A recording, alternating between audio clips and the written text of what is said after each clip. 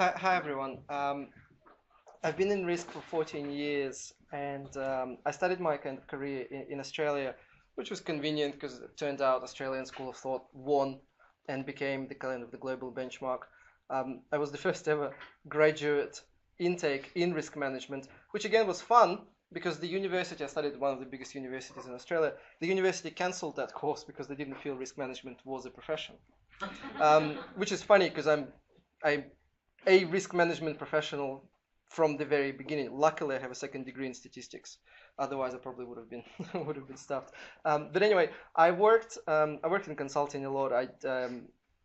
I spent most of my kind of professional risk career in Australia, and then I thought, what's the opposite of Australia? So I moved to Moscow. And worked there for 5 years, and I was the head of risk of one of the sovereign. I was the head of risk of two of the sovereign funds in the country. But because I'm a good risk manager in life, it's now been 3 years since I sold all my assets in Russia and moved out my family completely, and we live in Spain. Because you have to manage your personal risks as well as corporate risks. So now I have a lot of free time, and that's why I do a lot of very controversial videos, and I publish hundreds of articles and books, and everything is free. And there's on Risk Academy, if you Google Risk Academy, you'll find a lot of unusual and different points of view on risk management. Now, if a couple of years ago most people considered me crazy, now it's pretty much fair to say that there's a lot of other publications that kind of confirm or move in a similar direction to what I'm saying. And we wanted fun, yeah. So I've done slides which are the ultimate fun. So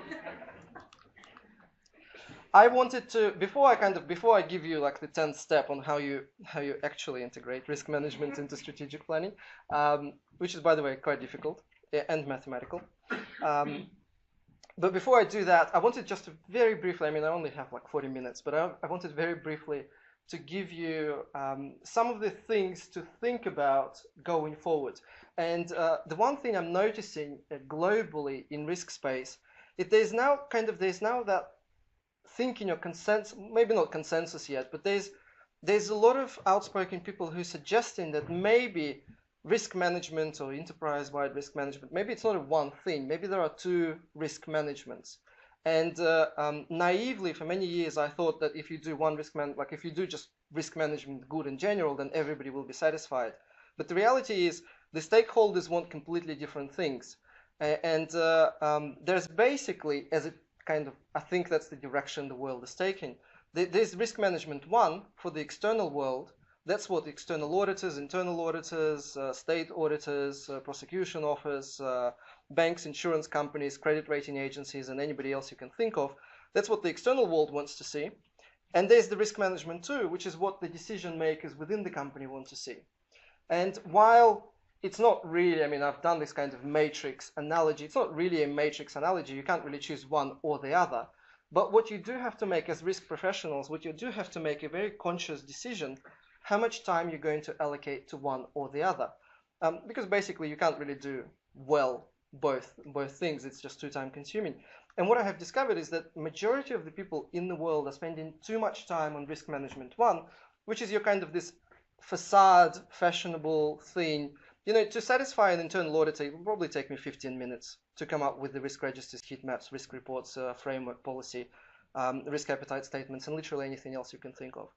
And in fact, I did that. I had an interesting story. I did that. I was brought into one of the sovereign funds because the Auditor General and the internal auditors and the prosecution office complained that it was a sovereign fund with government money, but there was no proper risk management in place. So that didn't really sit well. So I was brought in to fix something, create a set of documents and frameworks and everything else to satisfy, whatever these requirements were. So within 3 months, I've done anything you can think of: risk committee, policy, framework, appetite statements, risk owners, mitigation plans, risk registers, reports, heat maps, the kind of the usual. And then something interesting happened when I was presenting this to the CEO. He said, like, wonderful, but it doesn't really affect how I make multi-million-dollar decisions every day. So that was the beginning of the journey when I started realizing that, well, it sounds like that none of this stuff has any relevance to the actual decision makers, which is weird because they pay our salaries. Yeah, so we don't really get paid by the audit committee or the external auditors or the credit rating agencies. And yet we're spending so much time on this artificial stuff when it should be taking minutes, but we're spending months preparing for our quarterly risk workshops. Your quarterly risk workshops have nothing to do with how people make decisions in the workplace. They make decisions every day, and that's, I mean, the scariest thing I usually hear executives say is that I've just signed a multi-million-dollar contract, where was your risk management? Which is kind of weird. Well, the risk manager was busy, preparing for the next quarterly risk workshop. So clearly, some things are just, something's not right in our, in our little world of risk management. So I wanted to give you just some very brief examples between what is risk management 1 versus what is risk management 2, and then we can figure it out. So risk appetite, is everybody kind of familiar with that? Yeah. So the risk management 1, it's basically risk management for someone else. It's an artificial set of documents that probably, it's not a lie, but it doesn't really have anything to do with the actual day-to-day management of an organization. So in risk management 1, you would have a risk appetite statement linked to strategic objectives, but in risk management 2, you actually don't need a risk appetite statement at all. And there's a lot of reasons. Behind that. Mainly because all of existing policies and procedures that are approved at the board level already have all the limits and all the appetites and tolerances, you can call it whatever. All of those concepts are nonsense. But basically, if you just look at existing board level documents, what you would surprisingly discover is that most risk appetites have been documented for decades, and you don't really have to do anything else. Another kind of the next component, quite typical for an organization to have a risk management framework, would you say? A document which kind of your risk management procedure. Well, again, technically speaking, you don't need it. Not only that, ISO 31000 doesn't actually require you to have one. I think the only document, and Alex can kind of correct me on that, the only document even mentioned in ISO 31000 is just the risk management policy. There's nothing about having a procedure, because there's a better way. And for any of you, just a raise of hands, who has a risk management framework in their organization? Or procedure manual or guideline, like they usually have different names. So what's the intention? Like who's supposedly to reads these documents? Who are these documents designed for?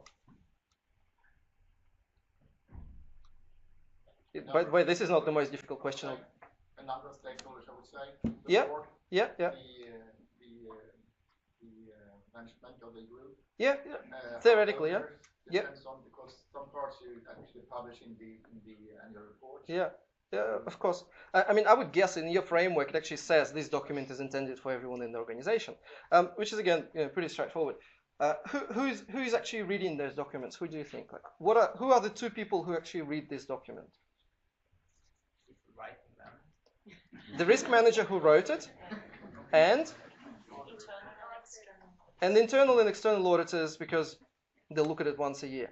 So again, something's not right. Like, you design the document that is supposedly for everyone, but do you really have CFOs reading the framework? Do you have head of procurement going, I've just noticed something in your risk management framework. Can we discuss? So something's not right, and that's because risk management framework is your risk management 1 type thing. Unfortunately, you still have to have it because literally everyone asks for it. A bank, when they do an audit, a credit rating agency, an external auditor, they will all request it. And I mean, I had a lot of fun, and I obviously didn't care, because I had fights with our local regulators in Russia. I came to the regulator's office and I said, this is ridiculous, you're asking us all the wrong questions. And they hated me for it, but I don't expect everybody to have like a huge battle with your local regulatory community. So we always have that. We always keep that document. It sits somewhere on the shelf. I at some stage got really embarrassed because I haven't really updated it in 3 years, because I knew the document was not real. There was nothing in it that was real. It was all artificial, so I never cared, because there's a better way. And the risk management too is, instead of having all your risk stuff in a single document which nobody reads, what we tried in the sovereign fund where I worked is we actually put all the key messages of risk into existing other policies and procedures, which again seems pretty straightforward. So in the procurement procedure, there would be an element before selecting a vendor, you have to analyze and consider risks, and here's like the template how you would do it. In the investment guidelines, we would say before making an investment decision, or when making an investment decision, you have to give proper consideration to risks, and here's the template, here's the methodology, how you would do it. Another kind of thing with risk management framework, which is completely artificial, is that it implies that you have a single risk management process and a single set of risk criteria, supposedly, for risk management, which of course is silly because I always had like 5 at least, because you would analyze and measure and determine which risks are important for an investment project differently, how you would do it for budgeting, how you would do it for strategic planning, how you would do it for procurement. So there are actually numerous risk management methodologies in any given organization. Auditors, obviously, external auditors, or I should say the banks and the insurance companies who ask for that information, they don't care. They just want to see a single document which is summarizing everything. But in fact, it's impossible. You have different criteria. Yes, please. Challenging a bit. Does it have to be artificial in a sense? You're saying you have a risk management framework, which maybe it's for auditors and explains all the risk processes. Yep. I agree, most people don't read it. But if you're taking elements from that and putting it in other policies which are used, is it really artificial, or is it just that you're making sure that the framework is actually utilized? Well, what you would discover when you do that, when you kind of try and spread the risk messages to all the existing policies and procedures, what you would discover is that none of the stuff written in your framework actually applies. You would actually write it very differently. Like there would be a different methodology for procurement, there would be a different methodology for budgeting and strategic planning. So once you try and do that, you will discover that it's pretty artificial and not very important. But unfortunately, we can't really get rid of it, so we have to kind of pretend that it's important.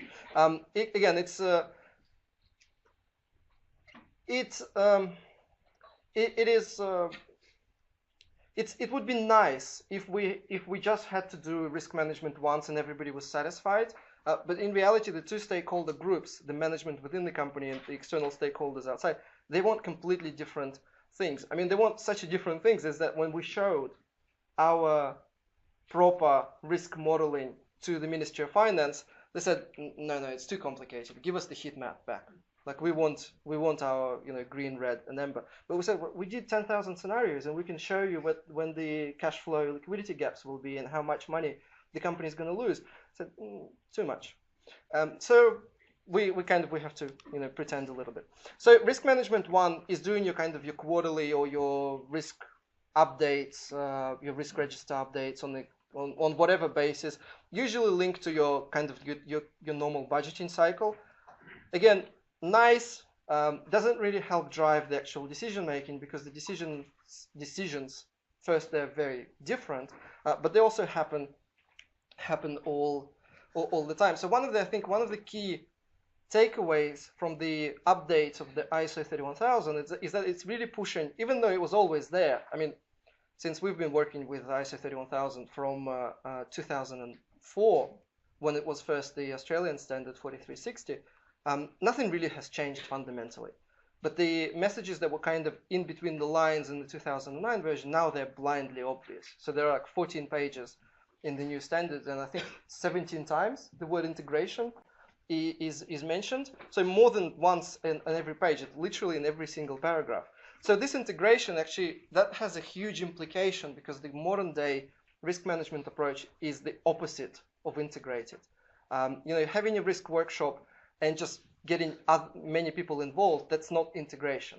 Integration is changing how decisions are made. In fact, there is a section, I can't remember what's the number of the section, but it's called implementing. So basically, this is the 4 steps that the ISO 31000 says how you should implement risk management.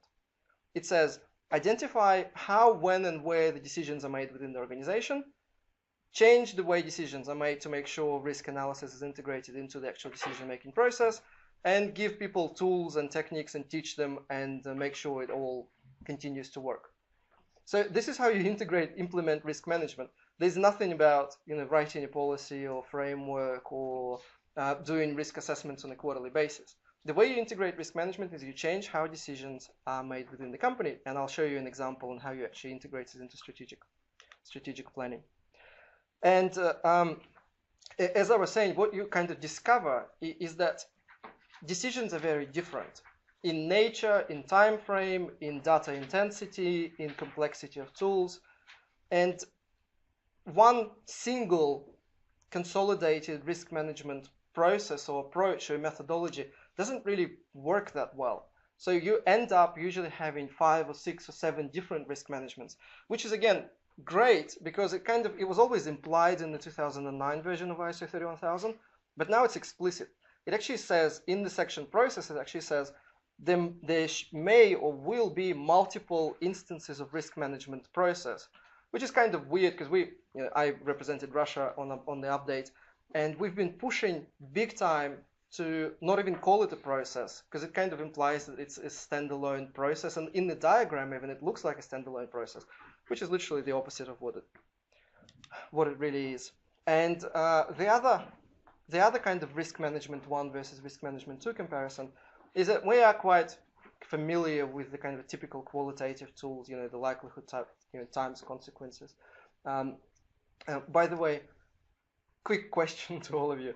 What's better, likelihood multiplying by consequences or likelihood adding to consequences?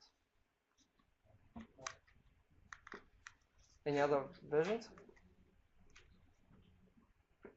Don't be shy. As I say, risk management is not for shy people. What's better?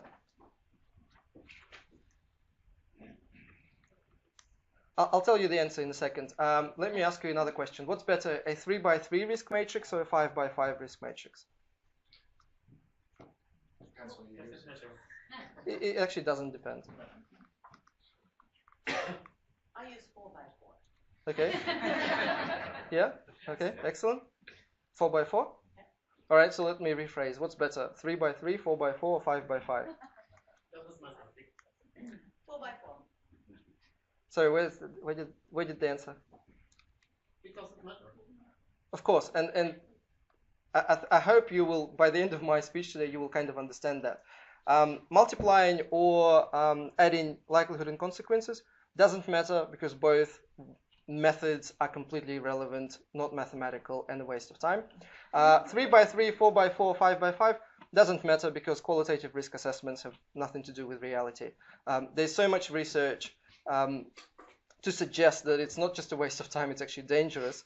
Then, of course, there is other better ways. So risk management 1, we still kind of play along with this, heat maps. By the way, if you are a risk manager, the best research you can read. By the way, one of the professors is Swedish, and the name of the research is called "The Risk of Using Risk Matrices."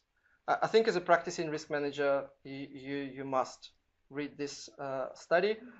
There's much more on that in the Douglas Hubbard's book called "Why Risk Management is Broken and How to Fix It." And Douglas is writing a second version of his book now. So there is considerable amount of research to answer the question why you should never use heat maps. But basically, we can't really get rid of them because the regulators and the credit rating agencies still expect to see something. In fact, in some of the industries, people are so unlucky that, for example, in pharmaceuticals, it's a requirement to document risks in the form of a heat map. This just shows how ignorant the regulators are. And in Russia, for example, all our government-based corporations are forced to have heat maps. So we do that because the regulators ask us. But that has nothing to do with actual risk management, and I'll show you how to integrate risk management into strategic planning in a second. So again, next one, risk management 1. Most of you, I'm sure, have risk management reports. How often do you generate risk management reports? Okay, yeah. There's no right or wrong answer. Nowhere does it say how often you should generate risk management reports, which is the beauty, by the way, of risk management. It's very difficult to audit because there's nowhere where it says how something should be done. And that's why auditors love COSO so much, because it has so many pages of text. And they hate ISO so much because it's so generic and high level that I, as a risk manager, can justify literally anything using it.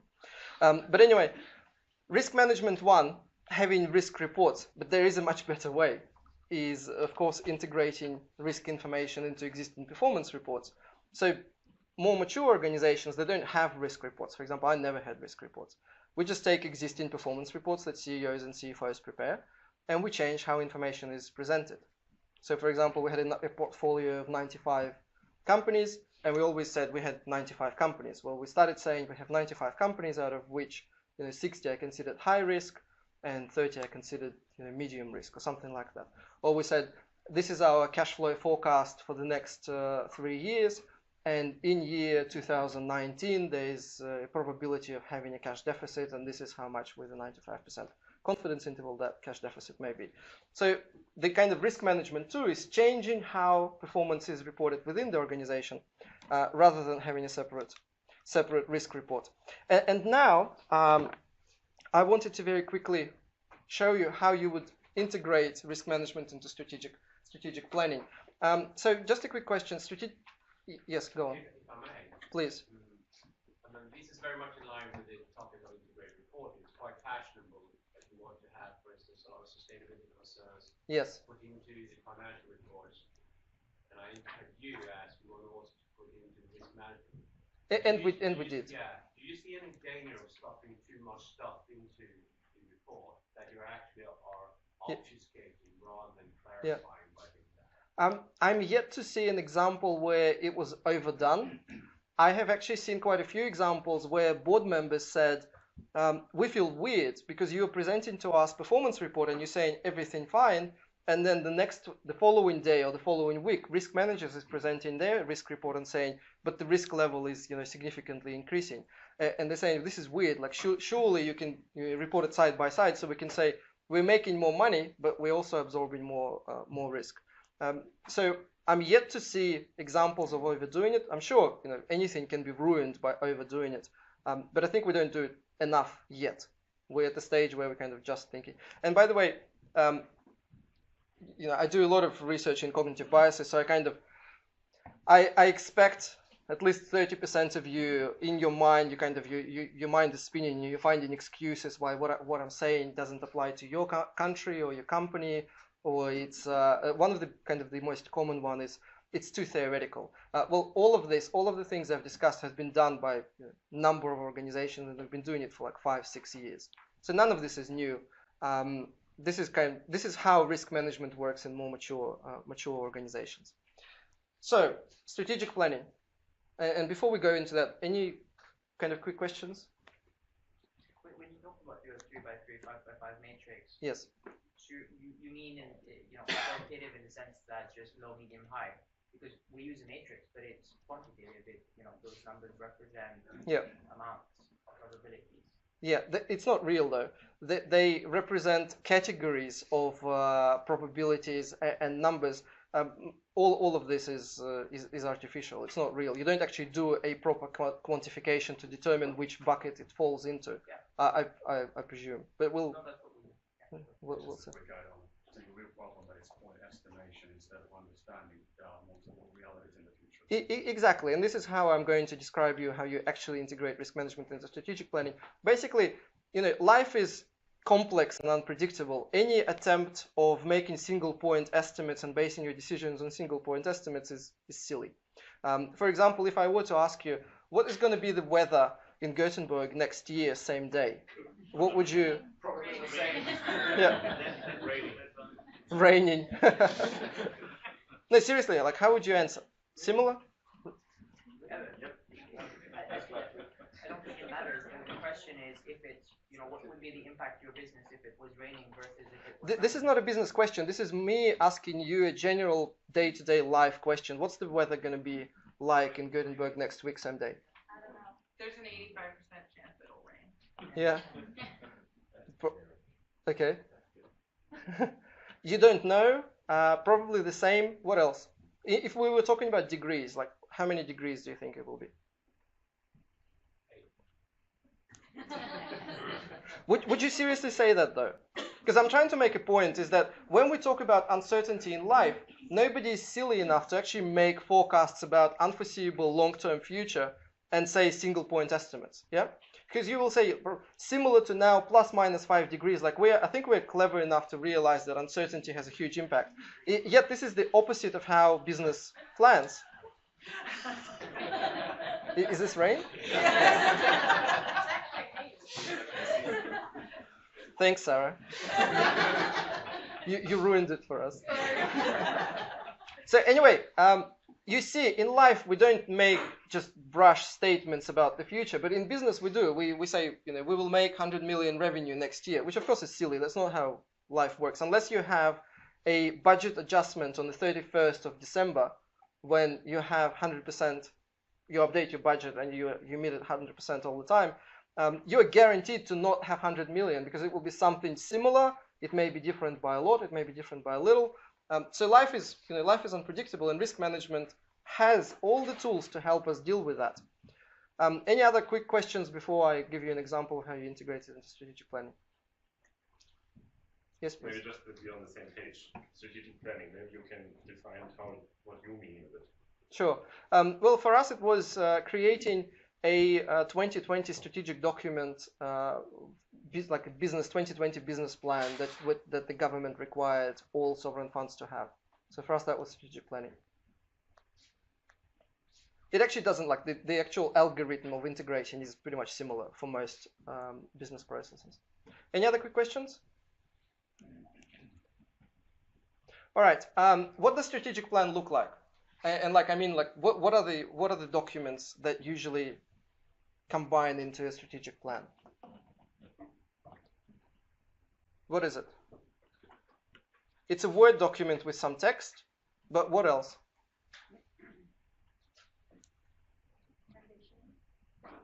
Vision.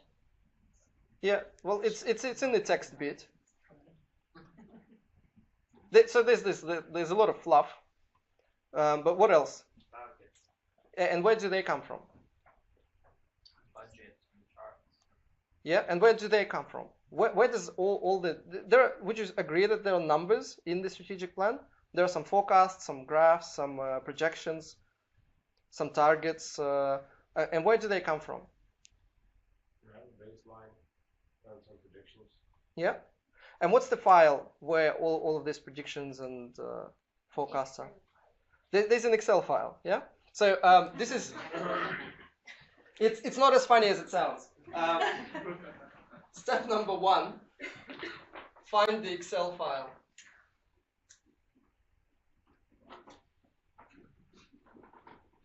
By the way, the strategic plan, and I mean, risk management is very pragmatic and very simple.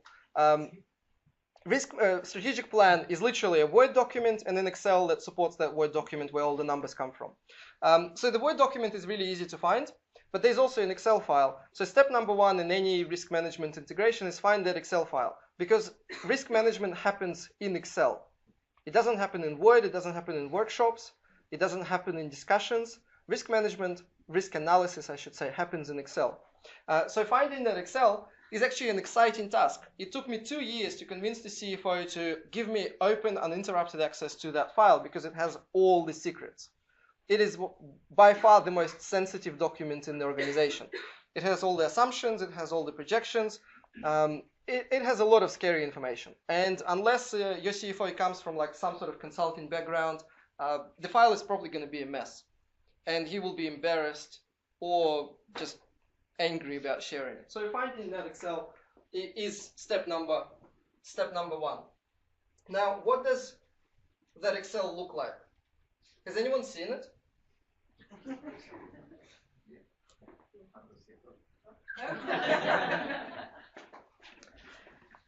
So you are the problem. I'm kidding, of course.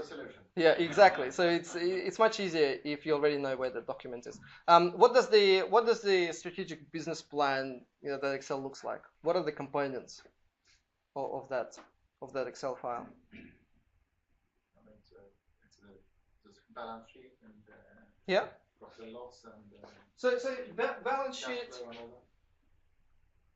P&L, cash flow, that's like the outputs. And then there's, of course, the kind of the calculation. There's some sort of engine which kind of calculates all of that, the depreciations, the taxes, and the work. There's a lot of happening.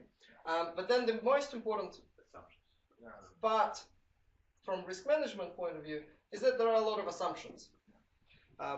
What the foreign exchange going to be, what the inflation going to be, what the CPI increase going to be, what's the expected price of raw materials, of aluminium, or whatever else is relevant to your organization. So that's why a lot of assumptions are happening. And all of those assumptions are single point estimates, which is weird because, of course, foreign exchange and all the other macro and individual assumptions, they're all variable. They don't just stay consistent for the rest of the year. So what risk managers are doing is that they're looking at all of these assumptions. Well, actually, there's a step before that. Is once we found the Excel, it usually takes like a month to clean it. Because it may not be suitable for analyzing risks. We've had a huge case about solar generation, and we used risk analysis, by the way, to save solar generation industry in Russia, which was pretty exciting. Literally the next day after we've submitted our summary of our risk analysis, I saw in the news an article about the CEO of the company speaking to the deputy minister and then taking it to the ministry to change the tariffs in the legislation and change the solar generation legislation. That was pretty exciting. So cleaning the file usually takes a bit of time. And so for that solar generation project, it took us like a month to clean it and then 2 days to actually analyze risks. Because people don't really have in them the kind of the culture to share information, and they basically create it as their own working paper, which is not properly color-coded, not properly designed most of the time. Again, unless you're like lucky and somebody who comes from a consulting experience where they have an etiquette, like a financial modeling etiquette, it's probably going to be a mess. So then you have this file, this is the assumptions, and then step number 3, this is where you do your strategic risk identification, and you try and identify any additional strategic risk. And you're trying to match the two things to see whether all the risks are already accounted for in the model. They never are, so that means you will have to make changes to the strategic model because some of the risks are not accounted for. You'll have to make changes to the actual Excel formulas. But then once you're happy that the assumptions and the model represents the kind of the general consensus of what the risks are, then you take all the assumptions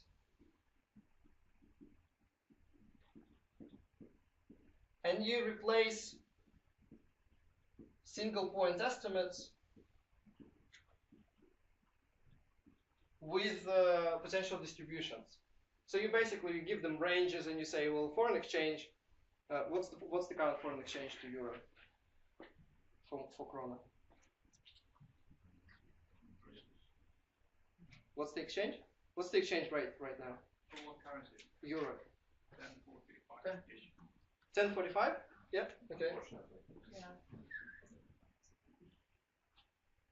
It's like 75 rubles. So you're like, I've seen worse. So at the moment, what's by the way, what's your rate in the model at the moment? Because you don't budget for the current, like you still have some buffer, safety buffer. What's your approximate rate that you have in your model? 11, 12? No. Okay. But anyway, okay, so 10.4, and then we replace it with something that is relevant. I mean, this is the job of the risk manager, to come up with all of those ranges and use the external information. So once we replace all the assumptions with the distributions, we then do Monte Carlo simulation, which is basically running 5,000-10,000 scenarios to see how this uncertainty will impact on the strategic business plan. So once we do that, we actually have new balance sheet, new P&L, new cash flow, and sorry, I forgot, there's There's a lot of correlation. There's a lot of technical work risk managers have to take care of, and all the new metrics, KPIs, and all of the metrics that you have in the strategic plan, they stop being single values because you've replaced all the assumptions with ranges. So all your outcomes become ranges as well. And you have forecasted cash flow with different ranges. You have all your KPIs with different ranges. And that gives a lot more ammunition to the decision makers. So for example, the funniest thing I ever had was we've done the initial model of the strategic business plan, and so everybody was presenting the business plan, and then it was turned for the risk managers to speak, and so the CEO asked, what's your kind of view on that? I said, the business plan is wonderful. There's about 99.999997% chance that we will not meet our strategic objectives. That means that there's 0.00000003% chance that we will be successful. That basically means, if you didn't get it so far, that basically means the business plan is crap. It's just not going to fly, and in fact, it will have cash deficit in some of the years. So we went back to the drawing board, and the business changed assumptions, changed some of the strategic priorities, changed some of the strategic projects, and we ended up with a version where the chances of meeting strategic objectives set out by the government were 70%. So there was still 30% that we will not be successful in delivering the strategy. And the CEO said, I'm fine with that. Like I can live with that. That's something I can take to the Ministry of Finance and Ministry of Economics, and I can kind of build a business case around that. So that's essentially how you integrate risk management into strategic planning. There's a lot more detail around it, but that's it in a nutshell. As you can see, that there's no likelihood and consequence discussion at all. There's no heat map at any stage, and this is a completely different tool set. So in the actual strategic planning policy or procedure or manual, that's when this process will be discussed. There's no risk criteria per se. Risk management, when you start integrating into the actual decision making, is actually quite different to what we are used to seeing. So I think these are the key messages I wanted to share with you very briefly. I'm almost through my time. Thank you. Any questions? And by all means, do ask questions. Yes, please.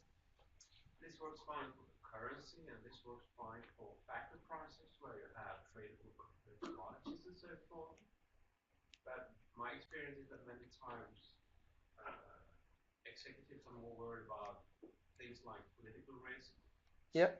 And things that are not traded in organized exchanges. Sure. Where it's very difficult to make any assumption about distributions and probabilities. Yep. What advice would you give to them when it comes to such matters? Yeah. I've been really simplifying it. It's actually applicable to literally any situation. There are instances where you don't have a continuous distribution. You have what they call like a binomial distribution, where or discrete distribution. You can model events as well. For example, the biggest event for us was, would we be able to refinance some of our loans? And there were basically two scenarios. Yes, we will be able to, or no, we won't be able to. And we've used the information we got from the finance department as well as from our banks to expertly allocate probability to each of those scenarios and highlight how significant that risk is. So technically speaking, you can model individual events just like you would with any what you call tradable securities. You can model any risk. There's a wonderful book by also Douglas Hubbard, which is called How to Quantify Anything. He argues that there is not a single risk on the planet that you can't quantify. By the way, I forgot to mention, not only you have this distribution as your result for all your key KPIs, you also have this diagram. What is it called? Who knows? What is it called? It's called Tornado diagram. And by the way, this is the heat map. This is the future of heat maps. You don't need a heat map because the simulation automatically shows you all the top 10, 20, 50 risks by how much they impact on whatever outcome or key metric that you're using. So it's actually the similar logic for investment projects. It's similar logic for budgeting, for construction projects. It's the kind of the tools. The tools are all the same. By the way, if this looks new or innovative to anyone, Monte Carlo was created in '46. Yeah, there's nothing new about it. This is what many industries have been using for decades.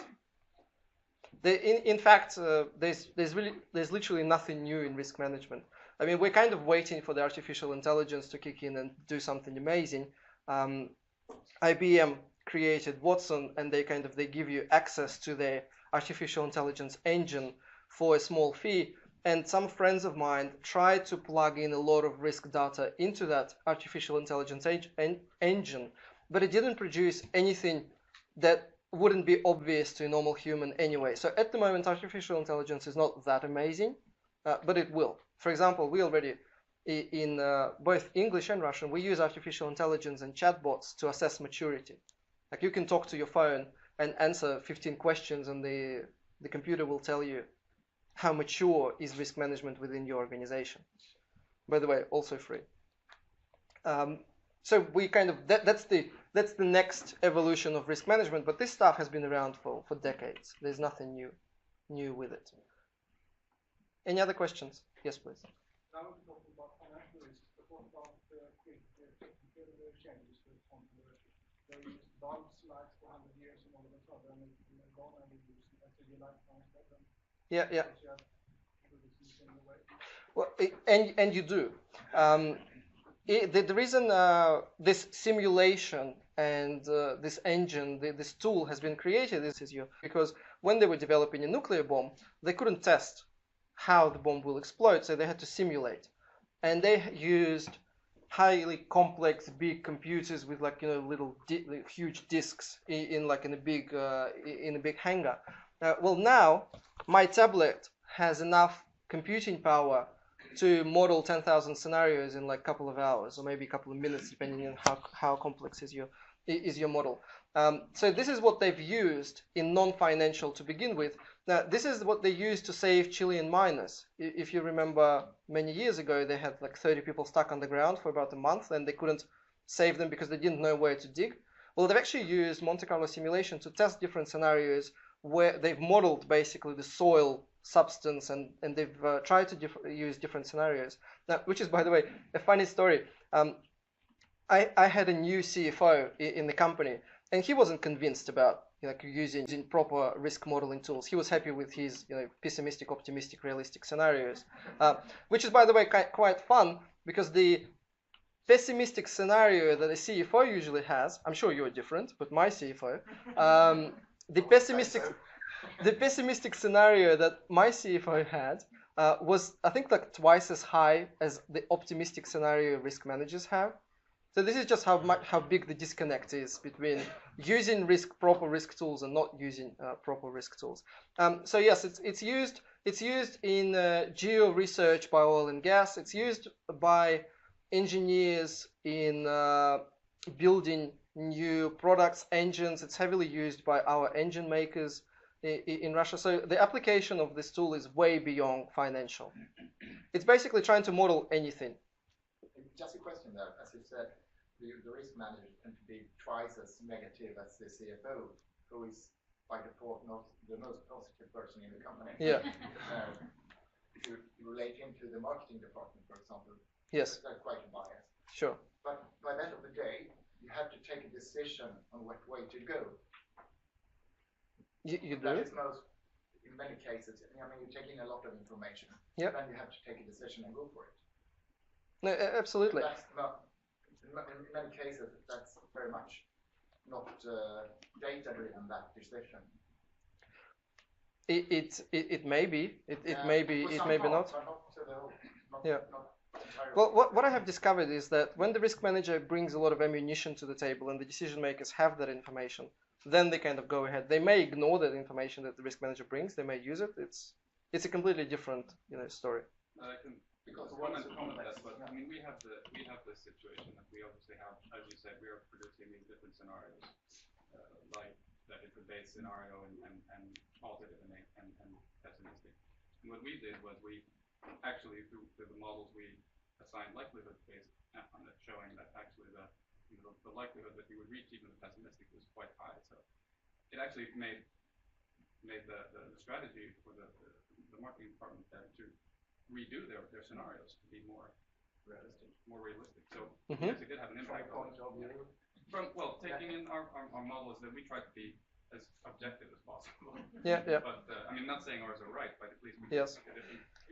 This does raise an important point, because I mean, I'm obviously exaggerating a little bit when I said the pessimistic scenario of the CFO was better than the optimistic of the risk manager.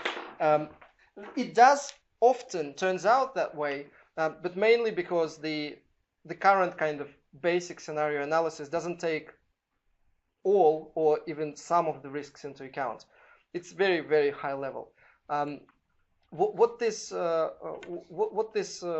creates. Sorry, I had a point which I wanted to pick up on something good that you said, but I forgot. It will come to me. Any other question? Yes, please. Just to follow up on that. Is it not actually a good thing that these different opinions, different views, are just different spots on the same curve? Yeah. That actually looking at the range, and you can actually take those point estimates and just plot them almost on the curve. So actually sort of addressing a couple of points here about possible risk and technology as well. And we already can, and you have probably all of us use point estimates for those. You look at different opinions, they're just different spots on the curve. Yes, and thank you for what you've said. Reminded me what I had in mind. Is that I gave, like, when I was talking about all this stuff, you kind of probably got an impression that it's all negative and it's usually much worse than what the business is proposing. It usually is, just because business is so ignorant of risk. Our default human state, by the way, is not like risk averse or risk aggressive. Our default state is risk ignorant. Human brain is not designed for identifying, analyzing risk, and there's wonderful research around that by 2 Nobel Prize winners now in risk perception. Google risk perception, it's a page on Wikipedia which has a lot of research into cognitive biases on why humans don't understand the concept of risk. And unless you teach them specifically and unless you kind of prompt them, by the way, you know those likelihood consequence rankings that you get from people? Completely missing the point. Human brain is incapable of determining likelihood and consequences. Now, there's even special training that risk managers make people do to overcome overconfidence bias before having any kind of risk discussions. But basically, no matter what you do, there's still going to be lies. So you might as well just stick to like proper quantitative stuff. But what I wanted to say is that when you actually give all those distributions, assumptions, they're not negative. You actually look at all the range of scenarios. There's a lot of positive stuff as well. Because I had 2 wonderful experiences. I was working for a sovereign fund in Russia, which was, the business was overly optimistic. So they were always overcompensating. So any way we look at it, it was always worse. So we were trying, basically, risk simulation is like shaking a business decision, and you're saying, does it still hold? If we shake it a little bit, is it still a good decision? And most decisions did not hold because they were originally bad decisions.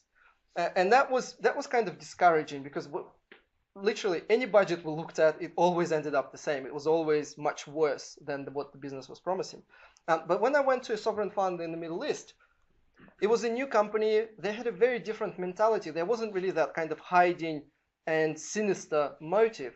So what we did is when we did risk analysis, we actually confirmed that the decisions that the business was making were actually good. For example, they were bidding for a particular project like 100 million.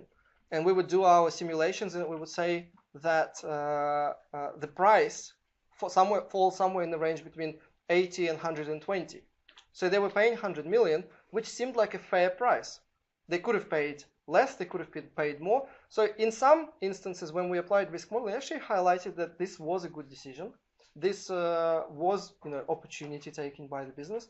And by the way, these tools solve so many problems. I know we're out of time and I'll wrap up in a second. But these tools solve all the problems. You know how you have like this risk and opportunity and like positive and negative risk? Have you heard of that? Has anyone seen the risk matrix and then the opportunity matrix next to it? Has anyone seen that? That is literally the dumbest thing you can possibly do. Because all the proper tools and distributions, they show you the full range immediately. They show you all the positive scenarios and all the negative scenarios, and you can make a judgment whether this is a good or a bad decision based on the whole picture. You don't need separately to look at opportunities. You don't need to separately look at risks. Those tools were originally designed to show you the full range of possible outcomes. Thank you very much. Thank you.